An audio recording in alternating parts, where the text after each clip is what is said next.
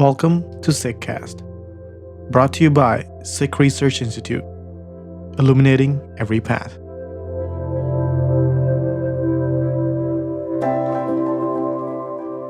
Jasleen Kaur unpacks the concept of time and how its effect on the global demographic is felt in so many different ways. Hear her own experience with time and reconciling its impact on life.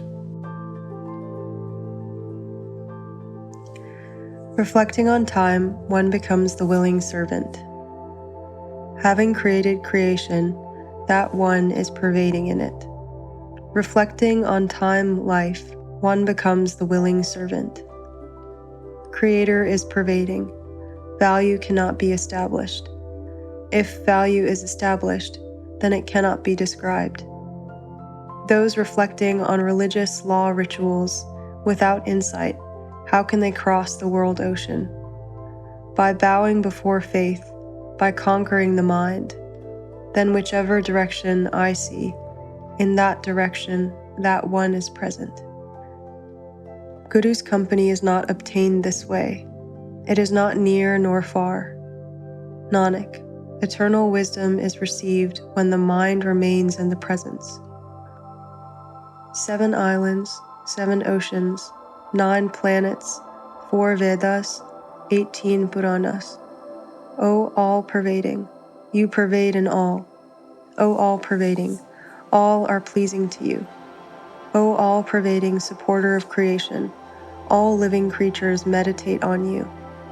O all-pervading, those Guru-oriented beings who remember you, I adore them. You yourself pervade, having done the wondrous play of creating creation. In the past year, which feels like it has been maybe 4 seconds, I have thought a lot about time. How fast it goes, how slowly too. How we say time is relative, how we say life is long or life is short, how we are bewildered by the way a week can feel slow and fast all at once, the way a year passes so quickly we feel cheated somehow. We say time is not linear. We say the past is not the past. It is a part of the mystery of all of this vastness, the way that our brains try to organize a thing that is much more complicated and beautiful than we can understand. I've been thinking a lot about time and collective memory and the embodiment of remembering. I have been thinking about this Shabad, infinite wisdom, and the 3 things it offers for me at this moment. And what is a moment, really? There is the importance of understanding time in its briefness and reflecting on how we use the gift of time that we have been given. There is an urging out of intellectualism that seeks to measure and describe the vastness. There is an urging into insight, which is something tied to experiences, emotion, and inner knowing. And there is an ending that emphasizes the all-pervasive, this exclamation at the mystery, that Ikonkar is everything, is in everything, going through everything. There is an exclamation at the magic of this pervasiveness, the play of the enchanted world that we happen to exist in. I have been thinking about this backward, if that makes sense. I have been starting at the point of exclamation, starting at the point of reading all about the mysteries people have glimpsed, all about quantum physics and how we understand space and time especially. I have thought about the ways that this vastness, in all of its enchanted mystery, scares a lot of us, the way we strip it of its beauty in an effort to understand, the way we try to describe things that cannot be described and pull explanation out of things that cannot be explained. The way we do all of this instead of pulling meaning, not understanding, from the things we experience as truths. I have thought about a footnote we once wrote on the word Jahan, or world. The word Jahan is the colloquial form of the Farsi Jahan, which has come from the Farsi Jahidan, to jump. As the world is not always stable, It keeps bouncing and changing. So the word Jahan or Jahan was commonly used for the world. What does it mean to be a part of a constantly spinning and moving and changing thing? What does it mean for us as we try to understand lines like, then whichever direction I see, in that direction, that one is present, and you yourself pervade, having done the wondrous play of creating creation. What a beautiful thing, a thing that I need reminding of as the last year has passed me by, as I have been far from a lot of the ones that I love. What a way to shake us out of our aloneness. What a way to remind us that yes, we are small, and yes, we might be far from the ones we want to be squeezing, but we are alone and far away together.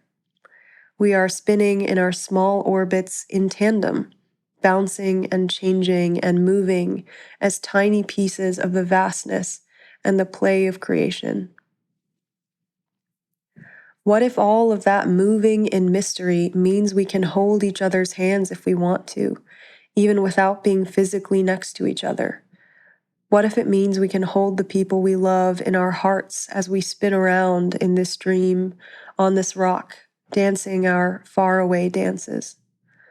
This mystery, this all-pervading presence, has given me so much hope this past year.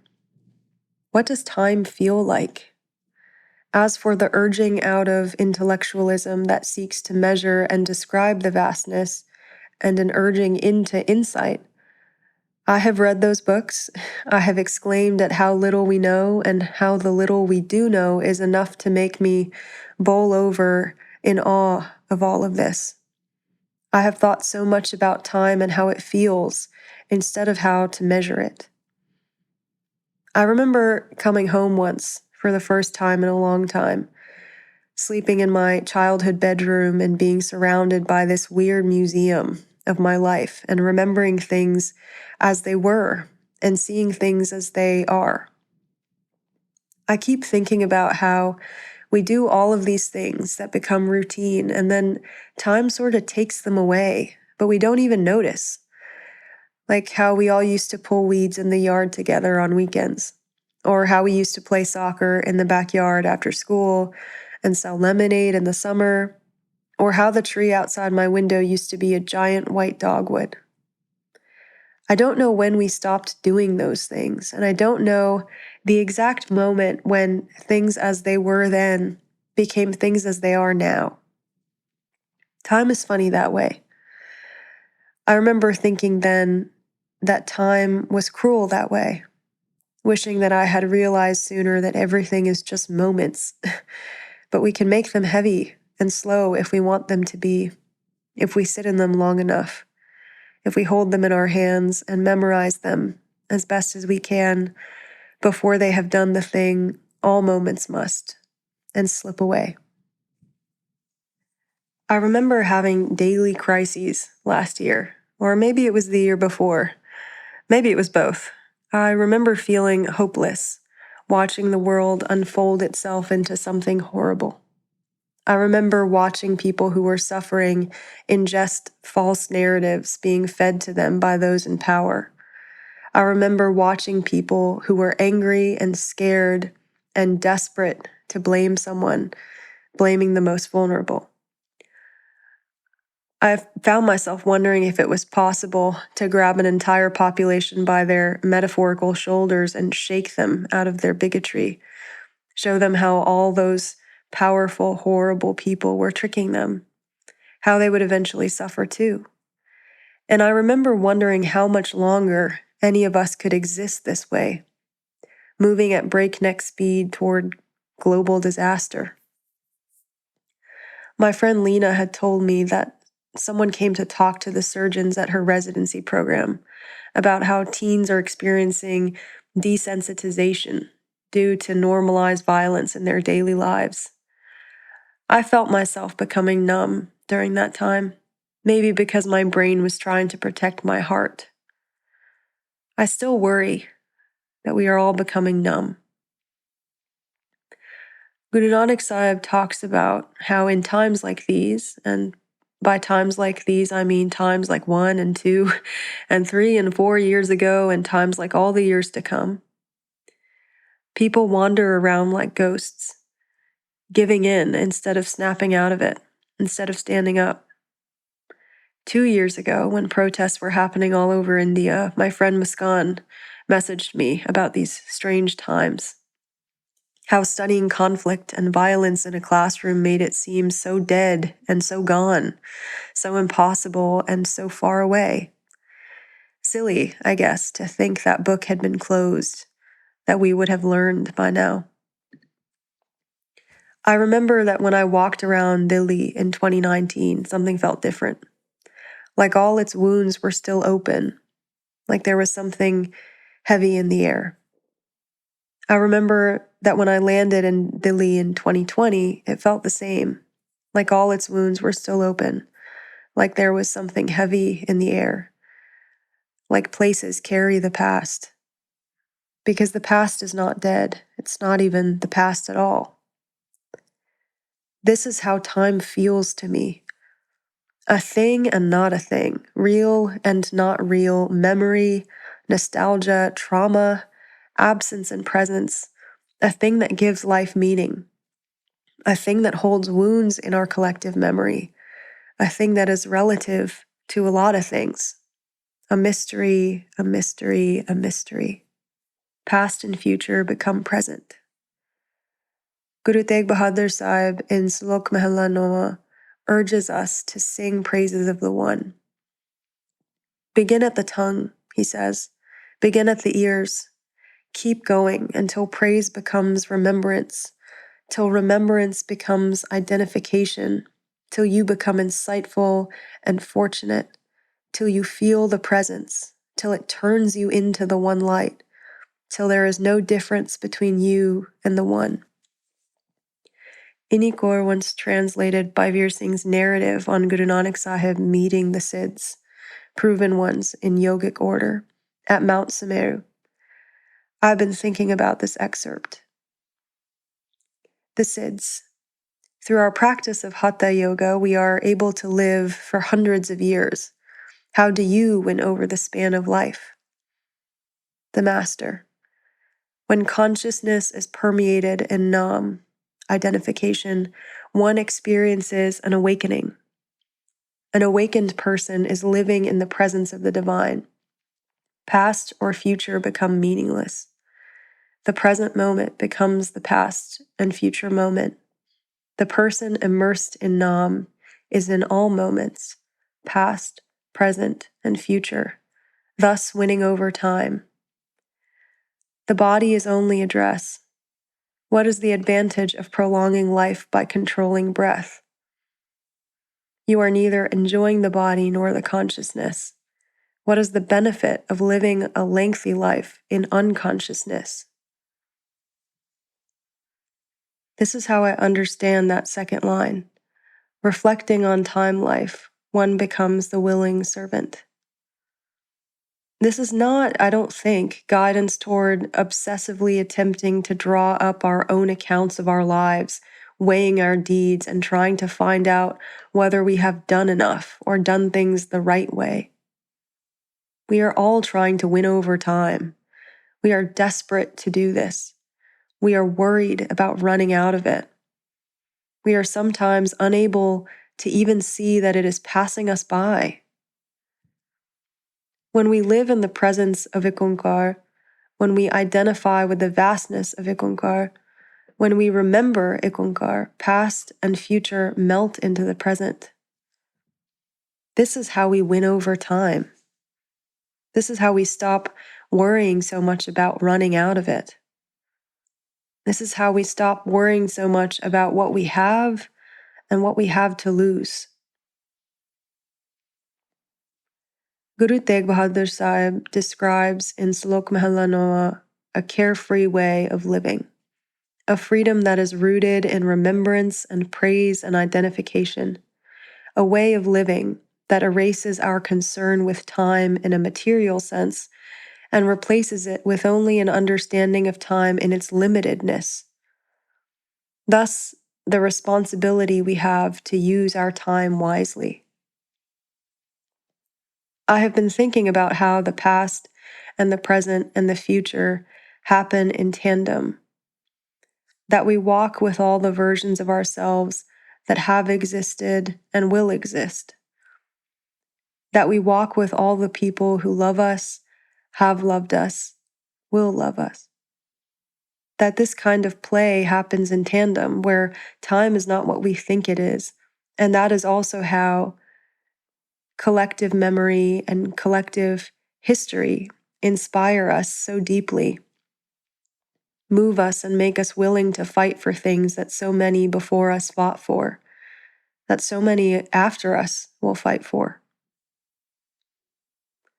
Buddha Singh writes, "What is man but an ocean of consciousness?" The Guru views the whole history of the human race as the history of new incarnations of feeling, the one primeval, the one ancient that creates life. And we know this. In times of turmoil, we might see things that uplift us, tap into our embedded consciousness, move us into something or move us out of something. It is why when we see a hawk sitting on a tree branch, we remember Guru Gobind Singh Sahib, and protection embraces us. That embedded history and embedded consciousness is what allows us to keep going, even when things are difficult. It is what strings together generations of us, past and present and future. Buddha Singh writes, "He touched my hair and I keep it. When I toss my arm up into the air and the iron ring shines, I am reminded of his wrist that wore it, one exactly like this. Is this arm, by some stray gleam of the iron ring on my wrist, his?"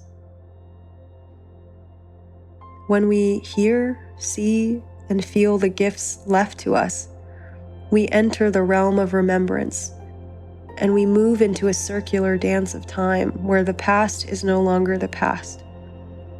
This is the power of remembrance. I have been spending the past year unlearning everything I used to think about time and wondering how we pull our history close so that past and future melt into present, so that we can experience time in its wholeness and allow the wholeness of time to strengthen and chisel us, to remind us of the infinite love we have been given. In Slok Mahalla Nova, Guru Tegh Bahadur Sahib lovingly reminds us of time again and again and urges us into remembrance. There is no moment when it is too late to recenter ourselves in remembrance and feel the presence of the One. We are all trying to reflect on the gift we have been given and use it. There is always time to begin walking on this path.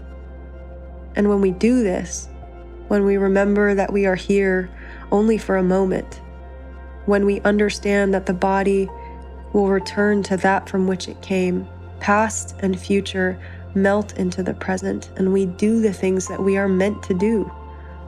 We remember the One, pervading all things, present in our hearts, and time doesn't seem so scary anymore. Instead, it becomes a thing that helps us pull past into the present. It helps us get through things by anchoring ourselves in memory and history. It makes us brave. It makes us loving.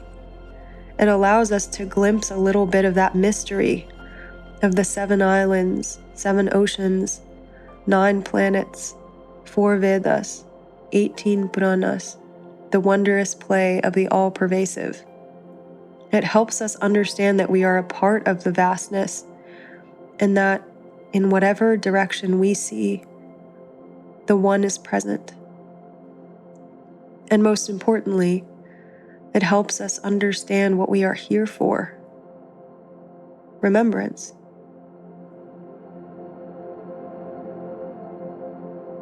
You were listening to Sikh Cast by Sikh Research Institute, illuminating every path.